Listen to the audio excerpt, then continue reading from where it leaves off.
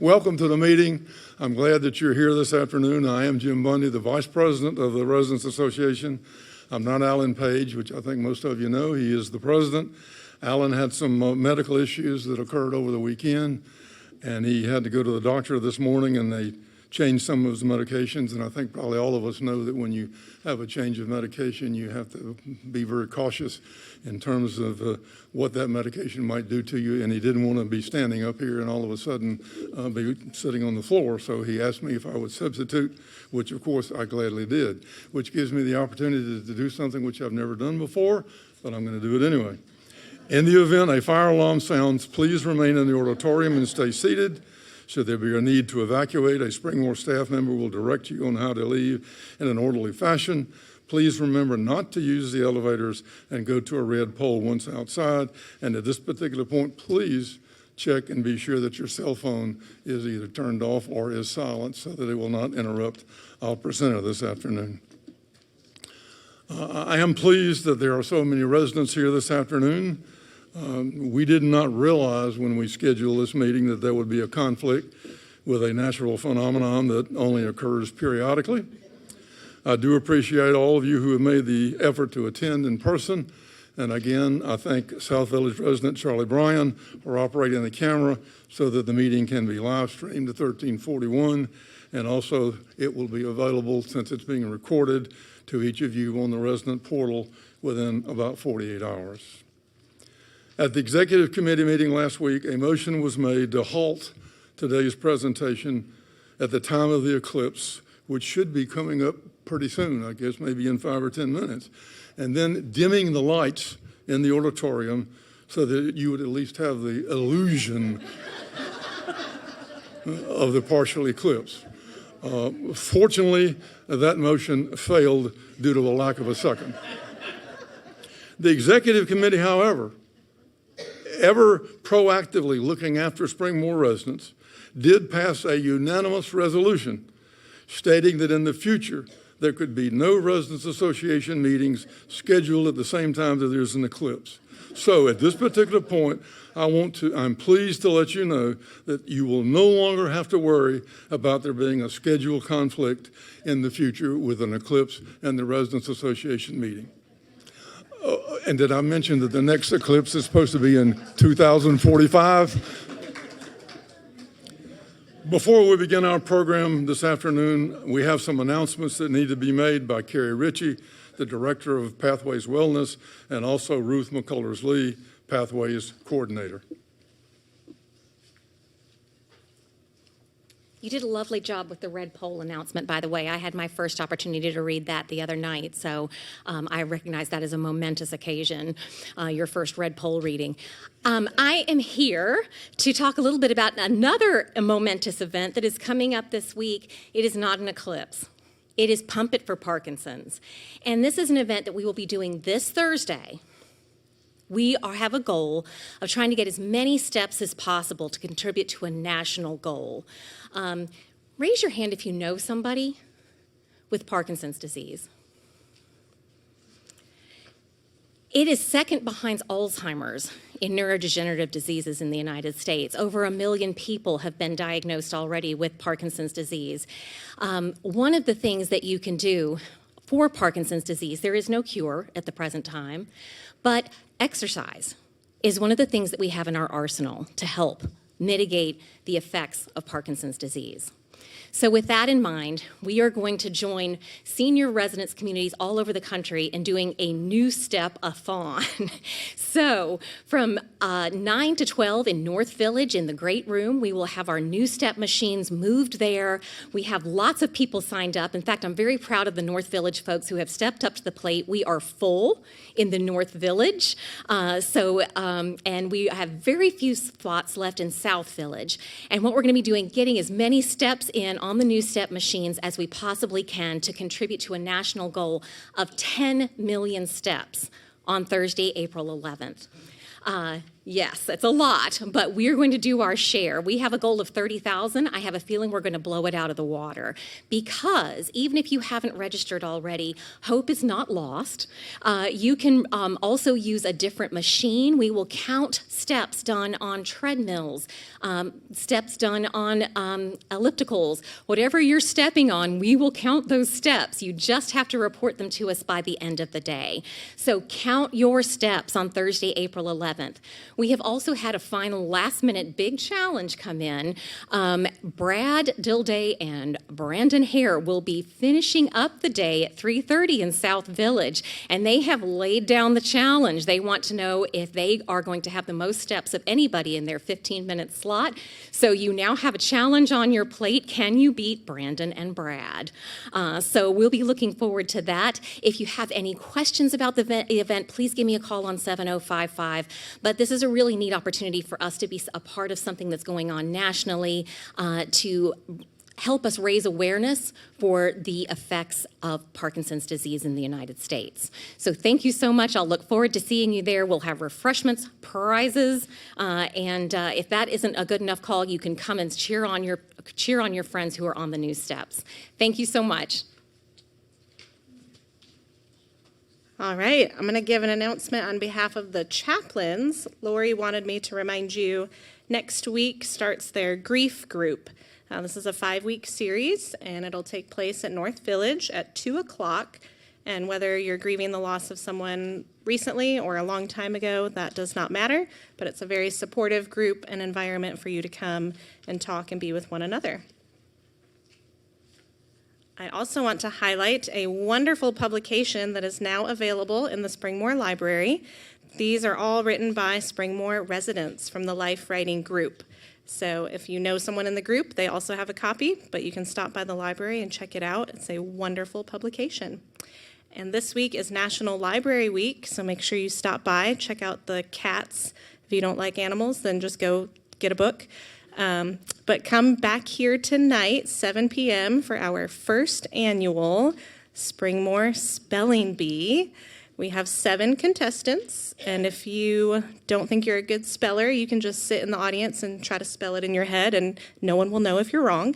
So just come out and have some fun, and we will see who our grand speller is tonight before the big game. I'm sorry, NC State, I was rooting for you. So thank you, everyone. Have a great day.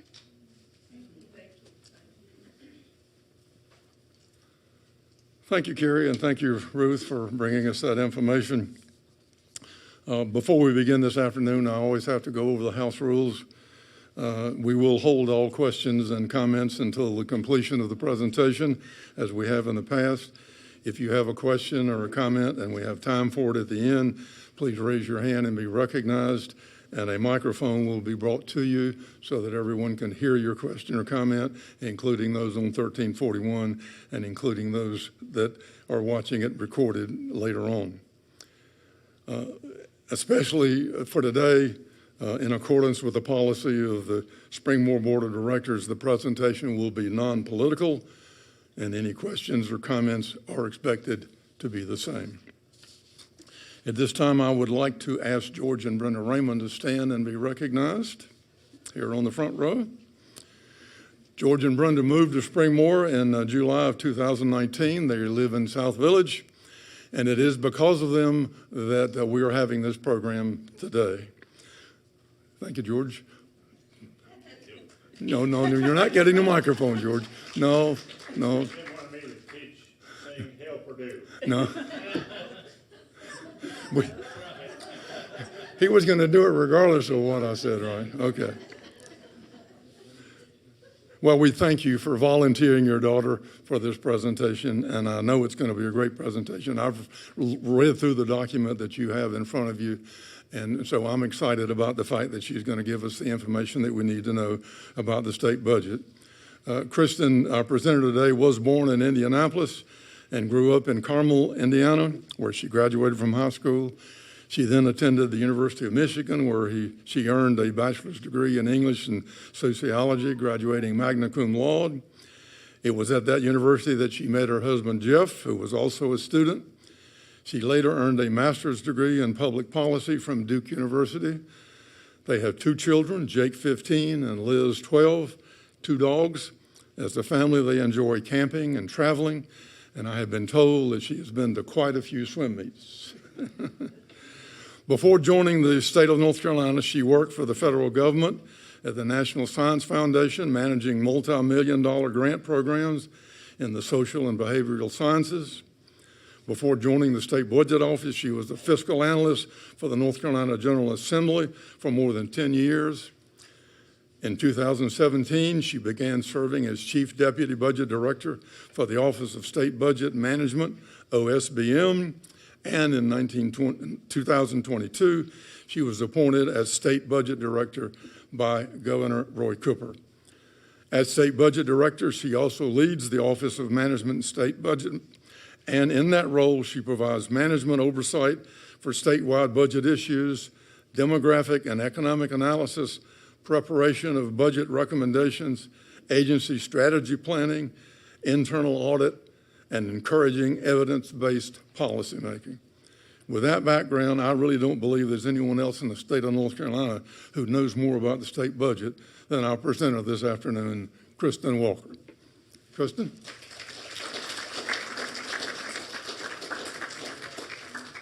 Thank you, Jim. Thank you, everyone, for having me today. As Jim noted, I'm Kristen Walker. I'm the 3rd daughter of George and Brenda Raymond, and I'm really happy to be with you all today to talk with you about your state budget. This is your tax dollars, and how do we determine where those funds will be spent, what do we spend them on, and how do we make sure that they are being spent effectively and efficiently. With that, I'm just going to give you a little bit of background as we go through today. And I think, Jim, let's see if I get the clicker to work. Well, He was telling me it was going to freeze up. we've achieved, Try it again. That's what happened last. let's see if I can, oh, maybe I can just do it here. Next, okay, that'll work. Got it. Okay. So we problem solve a lot at the State Budget Office. But today I'm going to talk to you about my office that I oversee, the Office of State Budget and Management, and our role in the state budget process. I'm going to give you a little bit of background on North Carolina's economy and our demography, talk to you about that budget process that the state follows, and then dive in a little bit on the current state budget and where we are spending those tax dollars. And finally, I'll leave you with some resources in case you'd like to learn more about any of that. All right. So OSBM is my role. I am the state budget director. I'm appointed by the governor, but the rest of my office serves as a nonpartisan advisor to the governor and to me on state fiscal issues. So when Jim said today that this couldn't be political, I said that's not a problem because that's mostly what we do in our office. We're not really a political office at all. As Jim mentioned, I used to work at the General Assembly where I was also nonpartisan staff. So very comfortable in that role, actually most comfortable in that role. We do develop the governor's recommended budget consistent with that governor's goals and agenda. So you know that the governor changes. New governors are elected. They're of different parties. The staff in this office does not change. So I would be replaced if there was a new governor, and I have 2 deputies. Other than that, everyone else would continue to serve, and they would prioritize things that governor prioritizes.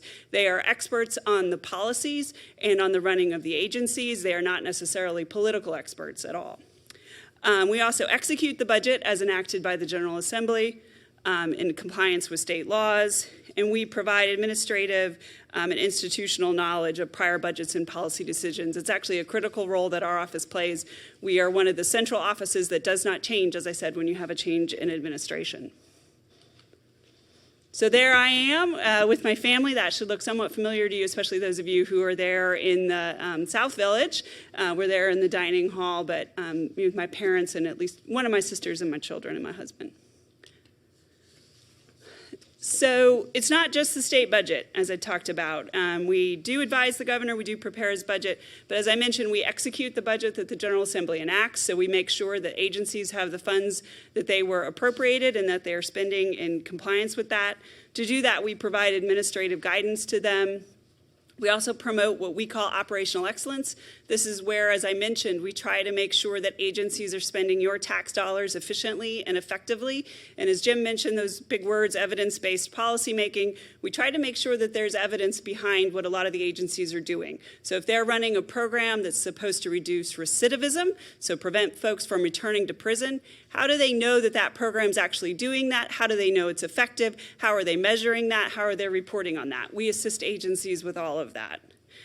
We also forecast revenues, so we make sure that the state has enough money to pay for all of these things that we're talking about.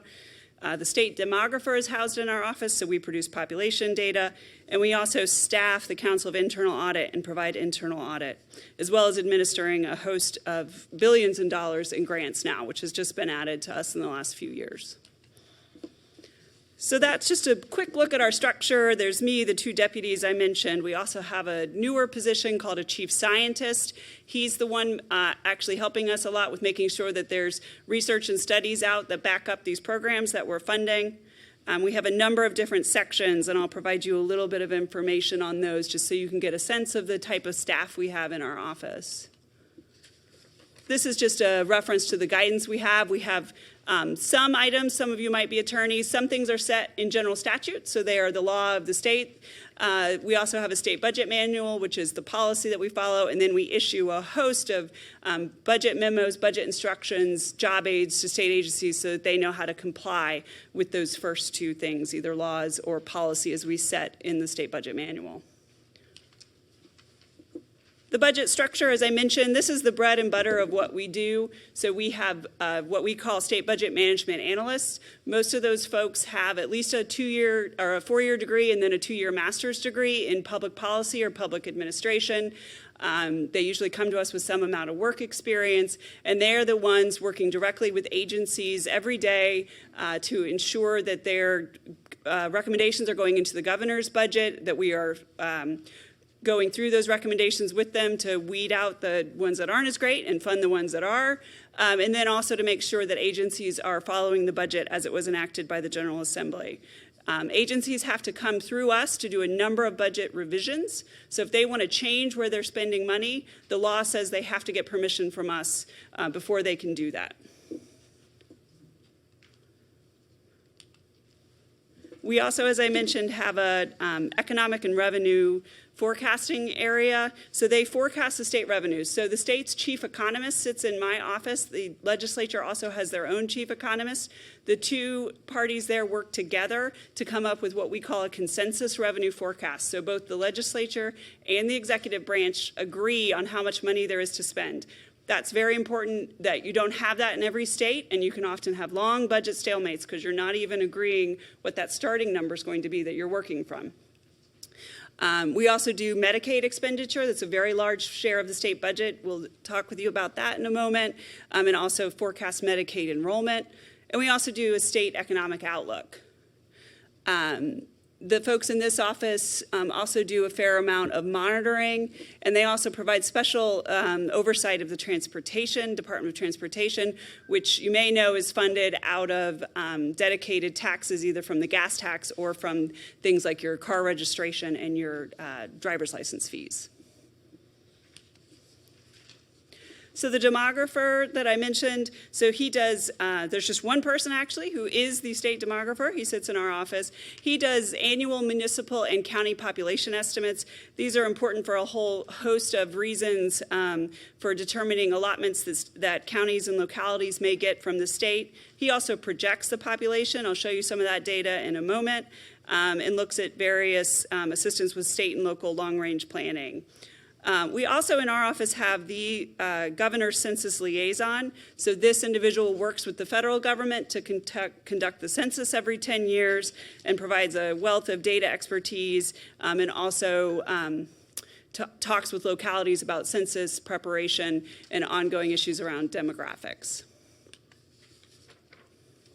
As I mentioned, we have an internal audit office. So internal audit is the folks you want to come before the state auditor comes. So these folks are internal to our agency and to agencies across the state. They're there to check on programs and to be of assistance to make sure that programs are in compliance.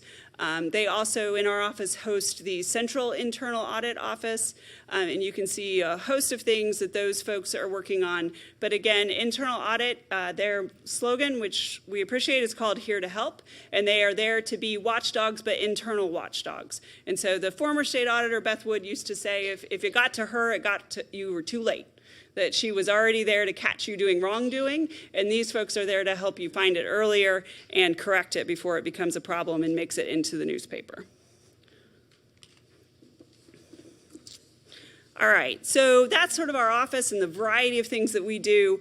When we go to plan out the governor's budget, we have to think about where are we on the, in terms of our economy, what does the forecast look like, what does our population look like, how is that changing? So I'm going to give you a snapshot of where we are with that today.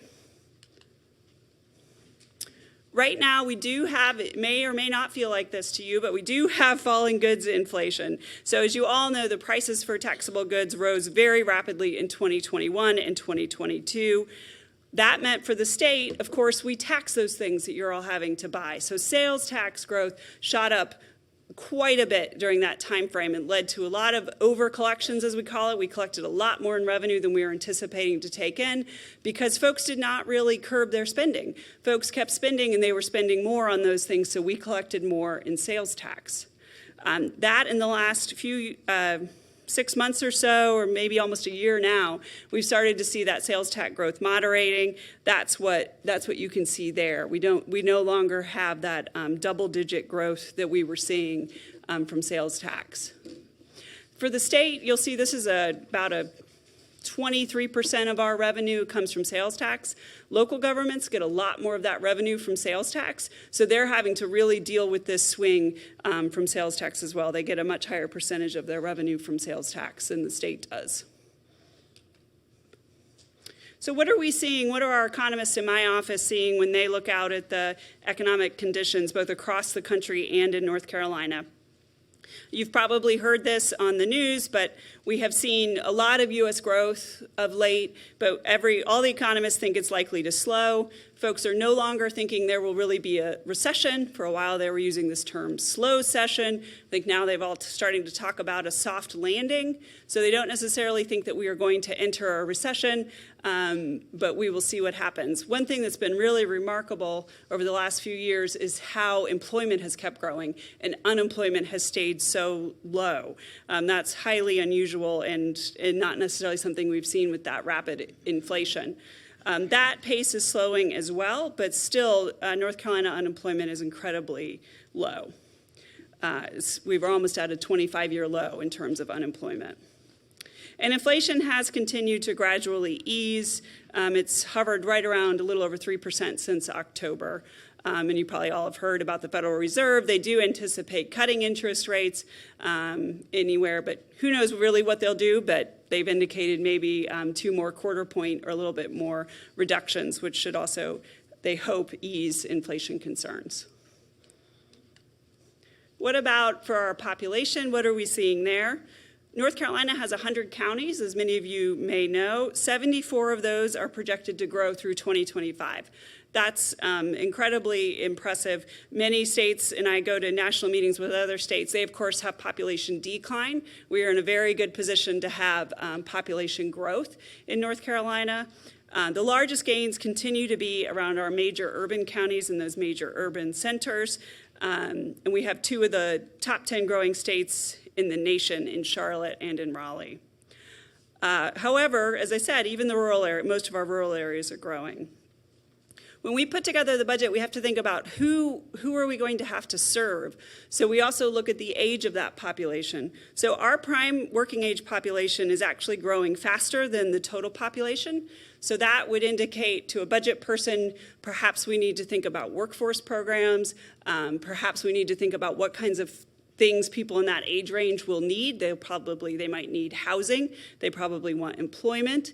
And they may eventually have school-age children. They might also have aging parents moving here. And that's actually what we're going to see in North Carolina. By 2031, the population over 65 will exceed the population under 18. So when we think about that, and what does that mean for a state budget, that means we need to think about what services are we providing to the over 65 population, what things might they need, and also what does it mean for our schools to potentially have declining enrollment compared to what they've been used to. And the population is also diversifying. Our fastest growing populations are the Hispanic population and the Asian population. Okay, so with that little bit of background, I'm going to jump right in on what our state budget looks like. So 3 things to keep in mind. We as a state put together a biennial budget, which means we really put out a 2-year budget, although the General Assembly loves to revisit it, so we usually end up with an annual budget. But we do actually, they do pass a 2-year budget. And we have to maintain a balanced budget. That's in the Constitution. Unlike the federal government, we cannot operate at a deficit. Our expenditures cannot exceed our revenues. And my office is tasked with making sure that that is the case throughout the year. So we have to have a balanced budget. And really what a budget is a plan. That's what I tell people. A budget is where you sort of lay out a roadmap for all of your state operations. It tells you what the priorities are for that, for your government. And the other note here is just to know that if the money has not been appropriated by our General Assembly, agencies can't spend it. So with a limited exception, they can't spend more than what they've been appropriated. So this next slide is probably too much to really look at it. I was talking with my communications person. I said it kind of looks like the game Chutes and Ladder that some of you may remember. But this is kind of that road. This is what we follow to get through the budget process. But in our office, agencies submit to us their requests. And so we have a team of analysts that look through those and kind of go through them with the agencies, prioritize those requests. As I mentioned, we do this consensus forecast. So we get together with our counterparts at the legislature and the economists hash out what they think total revenues are going to look like. And then we work with the governor and those agencies on a plan. We work with all agencies. So you may be aware that in North Carolina, we are in second place for the number of statewide offices that we elect. So that's called the Council of State. So we elect many offices statewide. The governor, those people do not serve at the pleasure of the governor. They serve at the pleasure of the voters. So they are not part of the governor's cabinet. But we work with all of them, and we also work with the legislative branch when they give us their budget requests. They don't always do that, but they can. And also with the judicial branch. So we work with all 3 branches of government to put together their budget requests. We're in the middle of that right now. We will come out with a governor's recommended budget in about 2 weeks. And that will be what we call a short session budget. So they already have a 2-year budget in place. But as I said, we like to revisit and do it again. But if they don't pass a budget, we're going to be okay because we do have a 2-year budget in place. Although many of the new needs that we've identified then would go unfunded and any other changes would not be made. From there, the budget goes over to the General Assembly. The House or the Senate, usually one of them will go first. They draft a budget, then the other chamber goes. They create a budget, and then they get together. And I spent almost 11 years there. They eventually come together and create what we call a conference budget. And you can see that down. I think actually, Jim, I will use that laser pointer. So you can see where the conference budget, where we are and this whole thing. And that budget has to pass both the Senate and the House. In North Carolina, unlike the federal government that you may hear about, we typically only have one budget document. So anything that's going to be funded in the state typically goes into this one really big bill. At the federal government, they have 10 or 11 appropriations bills they have to pass. We only have one. We put it all together so that folks can see it all in one place. From there, the governor then has a choice to either sign, veto, or allow the budget to become law without his or her signature. That is actually what happened this last fall. So the General Assembly passed a budget in late September, and the governor opted to neither sign it nor veto it. If he waits 10 days, it just becomes law without his signature. We then, in my office, work with each agency to do what we call certification. So we work with them to put it in our budget system to show what money they have been given, and then that's how we track with them through the year where they are with spending that money. And then there we are, the state's operating under a new budget. So we do this every year, as I said, so it starts over. The timing changes a little bit, but what is that timing? You can see in a long session, which is odd years, it would actually start in the fall before And throughout this, as I mentioned earlier, agencies do strategic planning, so we work with them on that.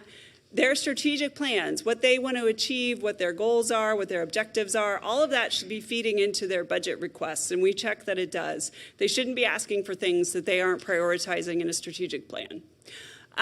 We work with them in a long session from November through March. Typically, the governor's budget would come out in mid-March in a long session year, and that's the length of the General Assembly session, although of late they're all pretty long, but officially that's the long session in the odd years. And then hopefully they pass a budget by June 30. So they go through their budget process, which you can kind of see that running along the bottom.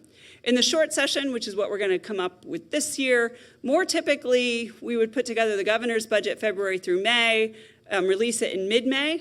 But this year we're speeding that up. So we're going to have it come out April 24th, because that is when the General Assembly is coming back to session this year. They're coming back in a little bit earlier, so we're going to be ready to meet them with a new budget.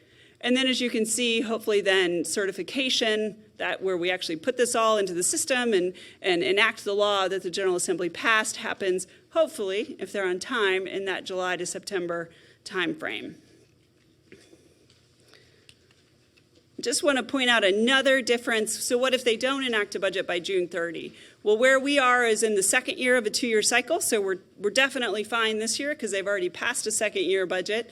But even if they haven't passed a budget and we're in what's one of those long session years, there is no government shutdown in North Carolina.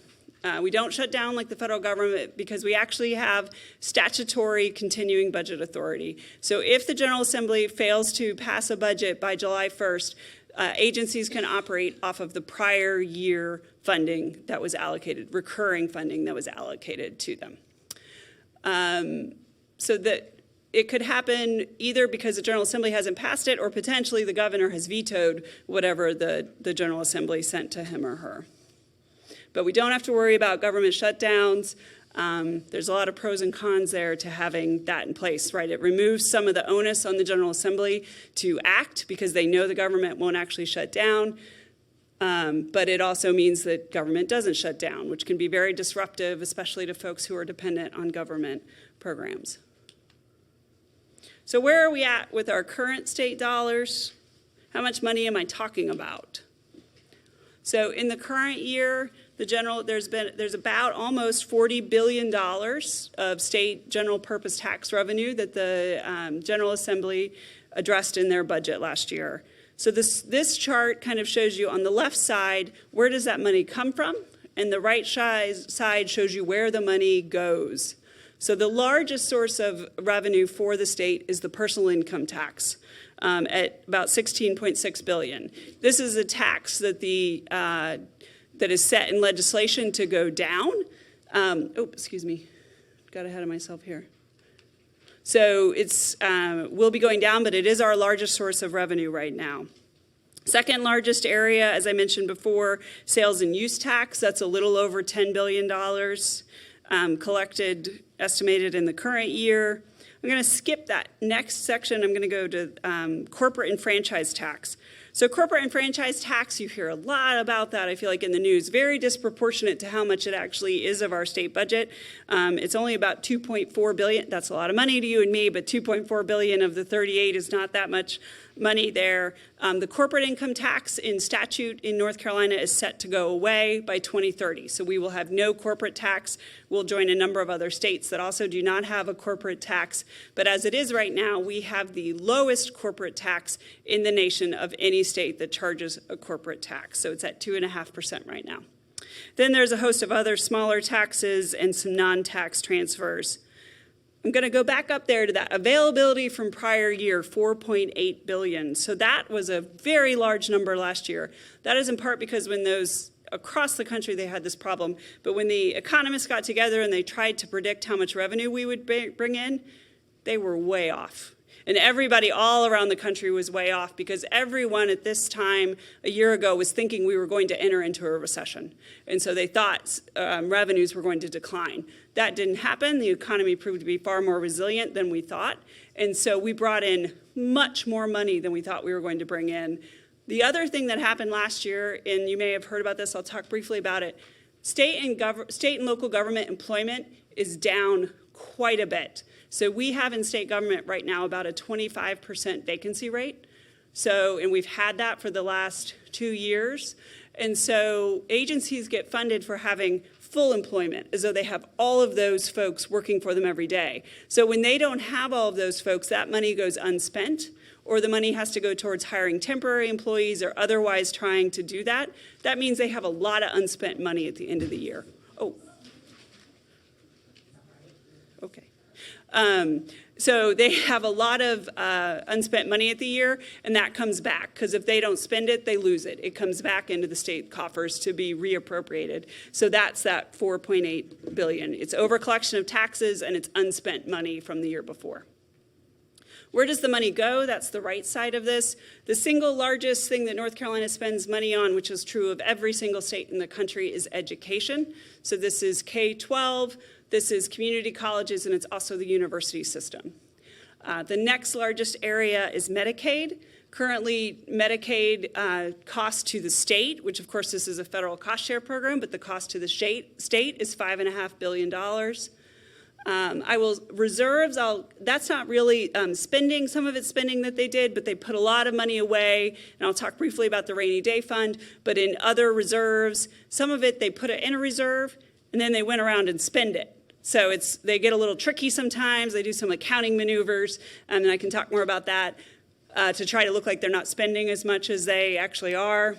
The next largest area is justice and public safety. So that's your Department of Adult Corrections. So that's all the state prisons. It's also juvenile justice, so the youth facilities. That's also where the courts budget is. So the judicial branch budget is found there.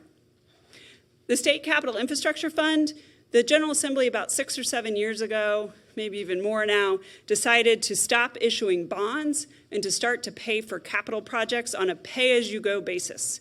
And so the state has not done a bond referendum in quite some time, and instead we are paying for capital projects as we go. That has led to sort of record high amounts of cash on hand for the state. That's been one impact of that, and also a lot of spending going into capital projects right now, right when we have a lot of inflation and a lot of supply chain problems. So that's been a hurdle we've had to overcome.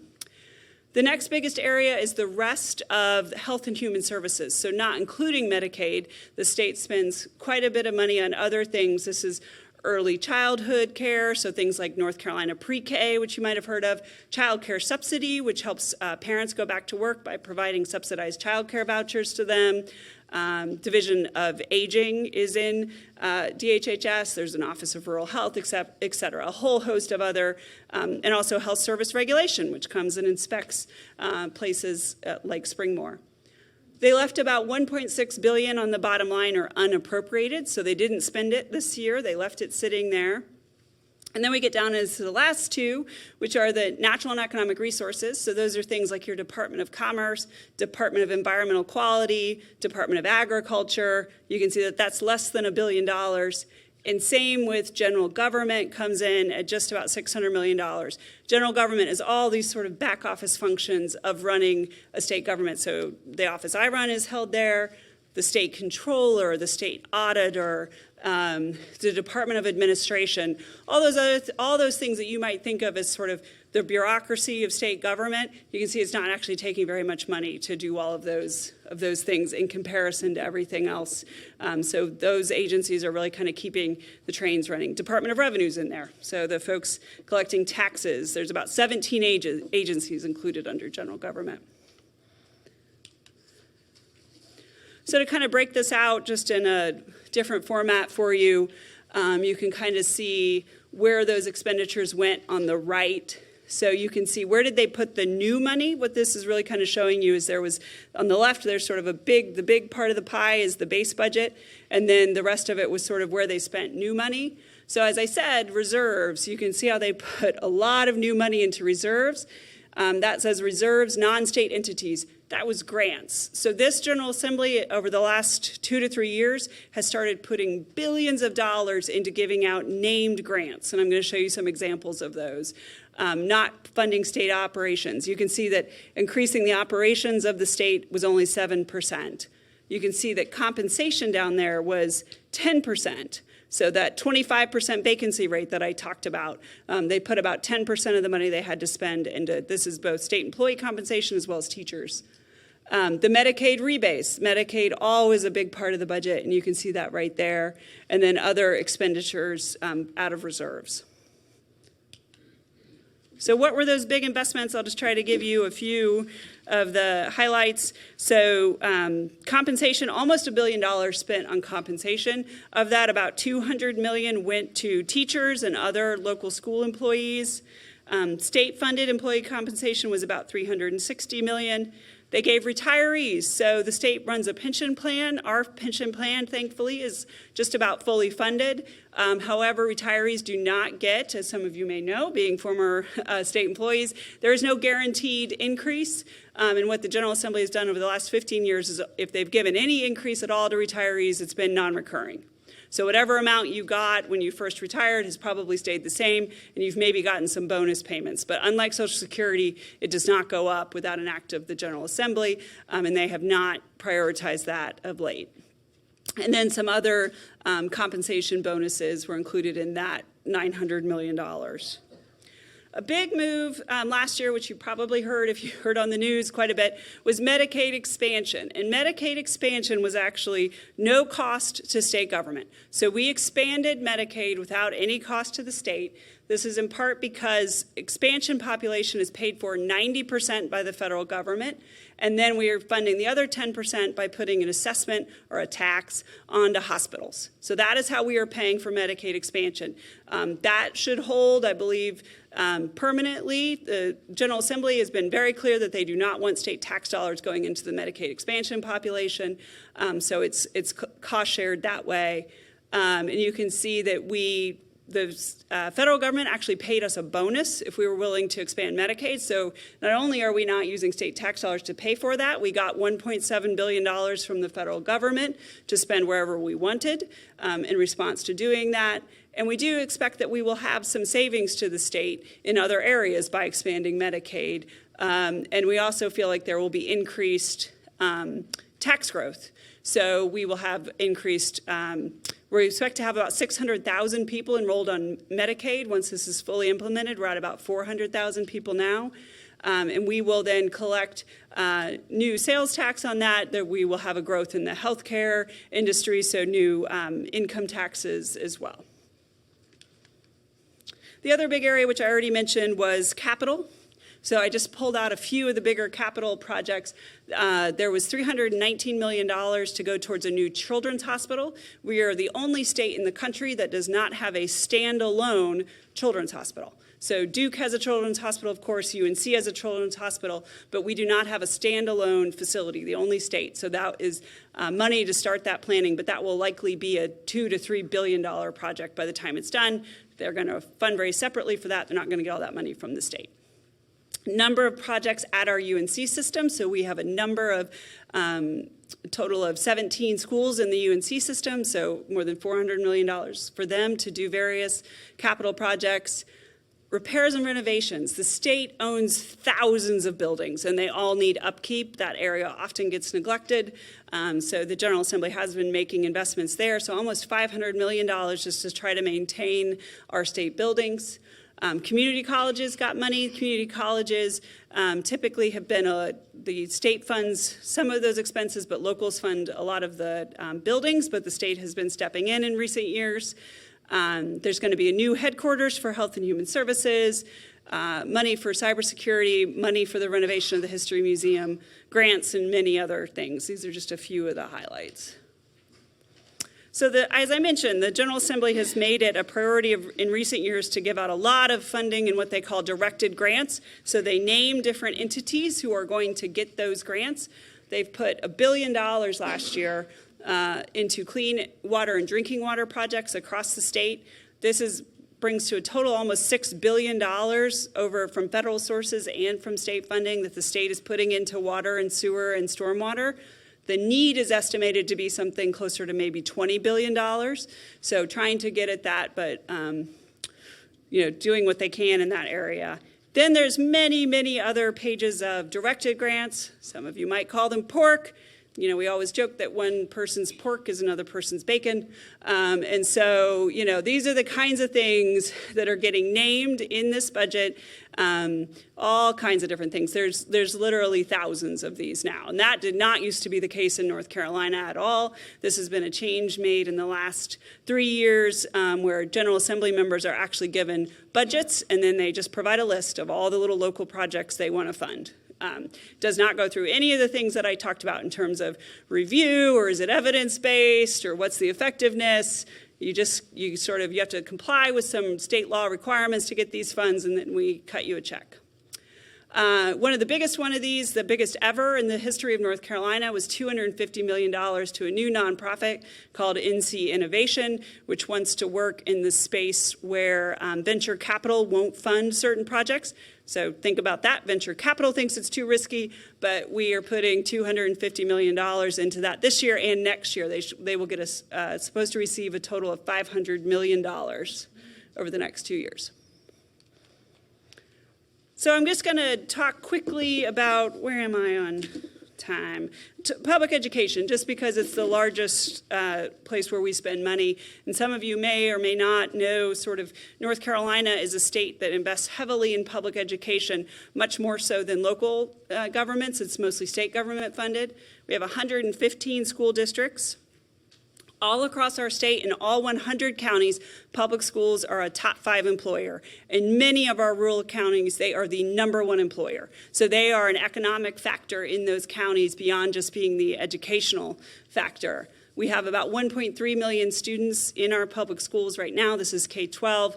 That's more than 8 in 10 school-aged children are attending our public schools. We have the highest graduation rate we've ever had, with 87% of seniors graduating, and a third of those kids have already taken a college course for credit. That has been a big push, is to have high schoolers start to take college courses. And more than 325,000 workforce credentials were earned by students still in, these are high school students mostly, still in high school before they go out into the workforce. So that's also been a big force, a big effort to try to get these kids ready to, if they don't want to go to college, get them ready to enter the workforce. This kind of shows you what I was saying about state funds are a huge part of our public school expenses, depending on if you grew up here in North Carolina or if you moved here from somewhere else. This is a very different pie in other parts of the country. Many states in the Northeast and in the Midwest, that local funds is a much larger share. But in North Carolina, state funds are the largest source of funding for local schools. So that equates to about $11.5 billion annually going to our K-12 schools. But I would just say that even though that sounds like a very large number, we are actually 48th in the nation in K-12 funding. So we have fallen quite a bit over the last 10 to 15 years. We spend $5,000 less per student than the national average, which could be a good or a bad thing, right? It's just a number. But you think about, we have that very high graduation rate, and we're spending less than other states. So maybe there's some room there to look at what we're doing. Maybe there's room to think we aren't putting enough into schools. That's sort of where you sit. But we are 46th in the nation in beginning teacher pay. That has also dropped precipitously. And I think just this last week in the news, you heard quite a bit about teacher turnover. So I think we're losing something like 30 to 40% of teachers after the first year. So then I'll just quickly mention the savings reserve. I talked about reserves. Where do we put the money? We have a lot of money in our savings reserve, which is good news as a budget director that has to be in charge if we have a shortfall. So right now in our savings reserve unappropriated funding, we have almost $5 billion, money to keep the state running for months if we didn't collect those taxes. And you can see we actually have a process set in statute about how high we think the savings reserve needs to be based on how volatile our revenues are, and then also based on having at least enough money in that account to operate for 2 years, what the shortfall would be. So we try to have, that's the green bar. So you can see we are well above the green bar. Our savings reserve is very well funded, and that's just one of our reserves. We have, in addition to this almost $5 billion, we have another almost $5 billion socked away in all kinds of other accounts. So the state is on very strong financial footing right now. as things stand. So we have not spent all that money as it's come in. We have been saving it and putting away for a rainy day. So I've got some closing slides, which just sort of give you some resources to learn more. Our website, we have a YouTube channel if you're want to go watch videos about how all this works, or hear about any of our revenue forecasting, or any of those other things I talked about. We do have an open budget website, so you can go in there and see what expenditures and budgets were for recent years and kind of play around. You can even search on the name of a certain vendor and see how much in payments they've gotten from the state. And then also, I'd be amiss if I didn't mention the General Assembly's Fiscal Research Division. They put together the budget for the General Assembly, and they also have a host of information on their website. So I think, Jim, I've left enough time maybe for a couple of questions, but I'll leave it to you. Do you have any questions, comments? Yeah. Second row. Raise your hand, please. Oops. How does the lottery system function I thought it all was supposed to go to education, but I guess it gets used in other places. No, you are correct. That's a great question. The question was how do the lottery funds get incorporated? So the lottery funds do go to K-12 education. So in addition to that $11.5 billion of your sort of general fund, general purpose tax dollars, the public schools get money from the lottery. It's about another, I want to say $800 million this year. So that money from whenever you buy a scratch off or a Mega Millions ticket, a portion of that goes, of course, a portion of it goes back out in prizes, and then a portion goes to the vendors, and then the rest of it gets distributed to K-12 education. That's right. I talked today about the state general fund. I didn't talk about all the other receipts we get from the federal government, from lottery, from many other sources. So in general, the state budget is around, the general fund budget recurring is around 30 or 32 billion. But total sources, all funds, including all that federal money we get, and the lottery funds and insurance regulatory fund, all of those things, it's like it almost doubles. It's almost $60 billion when you take into account all those other sources. Other questions? Comments?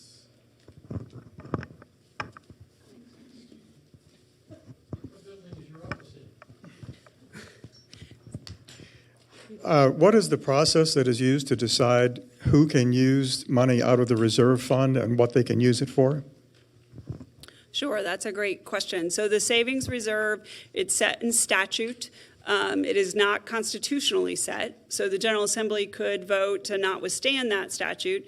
But right now, it requires, I believe it's a 3/5 vote of either chamber, and it has to be a natural disaster or an economic downturn.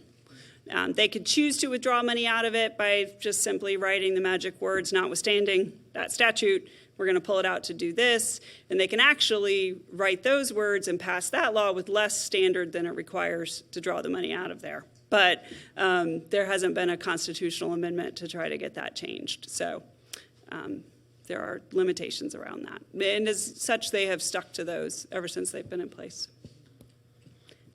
I did hear somebody ask where my office is. So we actually just moved recently, but if you know the old Capitol building, around that old Capitol, there's a number of state buildings, including the court building, the Department of Transportation. We are in now what is known as the old Revenue building. It's not where Revenue is currently, because we are in that building now, along with the Secretary of State.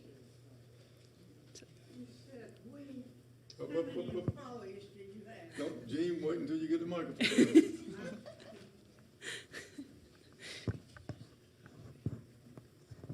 How many employees do you have in your department? So in my office, there's about 65 employees. So we have about 40 of those state budget analysts that I talked about, including the folks who do the economic forecasting. And then we have the internal audit staff, and also then we have IT staff and HR staff and our own internal accounting staff as well. So we also have a couple of other offices. So the federal government during the pandemic distributed billions of dollars to the state. So we have a pandemic recovery office that's affiliated with our office, and they have about not quite 30 employees who are overseeing that money to make sure it goes where it's supposed to be going. So. One more question. Anybody else got one more question? In the back.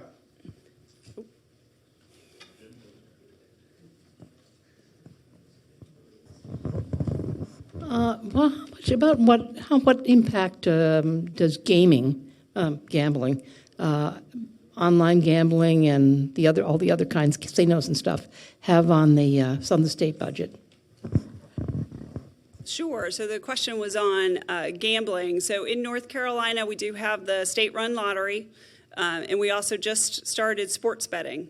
And sports betting is projected right now, although I think our economists will probably take a look because it's been very, very popular. But sports betting is expected to bring in a total of about $200 million.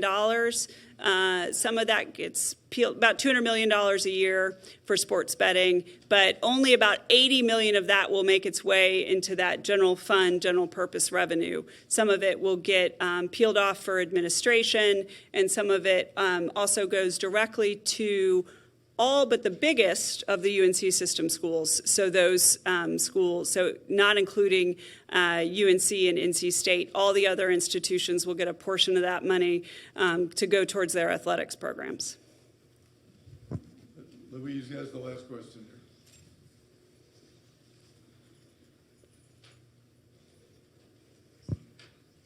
Exercise. Could you address the Leandro Fund? Sure. So she asked me about the Leandro Fund or the Leandro lawsuit. So North Carolina is not alone. I think most states have been sued by advocacy groups regarding the adequacy of your K-12 education funding. And so the Leandro lawsuit is now more than 30 years old, I believe, has been long-running lawsuit in the state, and the original plaintiff was a student with the last name Leandro, who was suing, saying that he was not provided with what the Constitution requires, which is a sound basic education. And so that lawsuit has been won and appealed and then taken all the way to the state's Supreme Court, where 2 years ago now, the district court they agreed that the state had not complied and ordered a payment of about $630 million to implement what's known as the Comprehensive Remedial Plan. So Governor Cooper had a group come together to figure out what would it mean to meet the requirements of the Leandro lawsuit. So they hired an outside expert, WestEd, an educational consultant, to develop an 8-year plan. The 8-year plan costs billions of dollars to implement. And the governor put that in his budget as we walked along that chutes and ladder. The General Assembly did not. They did not fund hardly any of that. That escalated the lawsuit. And then the court ordered that payment be made for that. The state Supreme Court, back in fall of 2022, decided with the district court, and so the state was going to be forced to comply sort of on a legal matter. So, the General Assembly has to appropriate all funds. That is in the Constitution. It is very clear that the General Assembly controls the purse strings. They have to appropriate all funds. The argument that was made in the most recent case is that the Constitution is in conflict with itself, because the Constitution also requires the provision of a sound basic education. And so if the General Assembly refuses to provide what is considered to be a sound basic education, which part of the Constitution rules? Is it the part that says only the General Assembly can make appropriations, or is it the part that guarantees to these students a sound basic education? The Supreme Court said in this extremely rare situation, they thought that the General Assembly could be forced to pay for the sound basic education. So it's sort of a court-ordered or a constitutionally ordered appropriation. First time that had ever been tried. Of course, we had an election in the fall of 2022. We elect our Supreme Court justices in North Carolina. It was democratically controlled. Republicans took over, and they took the highly unusual, and this, I don't mean this partisan at all, it was indeed highly unusual. There was no appeal. There was no way to really do this. They just decided that they were going to reconsider that case, which is what they are doing right now. And it is, again, before the North Carolina Supreme Court. So. Thank you, Kristen. Thank you very much for that excellent presentation. I think I can say that many of us came in here at 3 o'clock with no knowledge of the budget, and we're going out at 4 o'clock, and at least we know a little bit more about it than we did before. And I thank you, and also some very good questions that were asked as well. The next meeting of the Residents Association will be on Monday, May the 13th. It will be a program on Meals on Wheels. Now let's do a couple of prizes, for door prizes, and if you will pick one.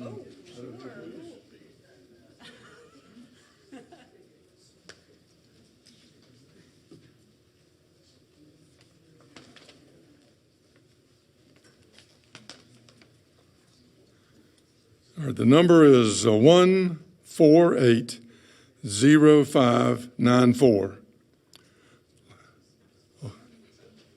Last number is 594. Tracy.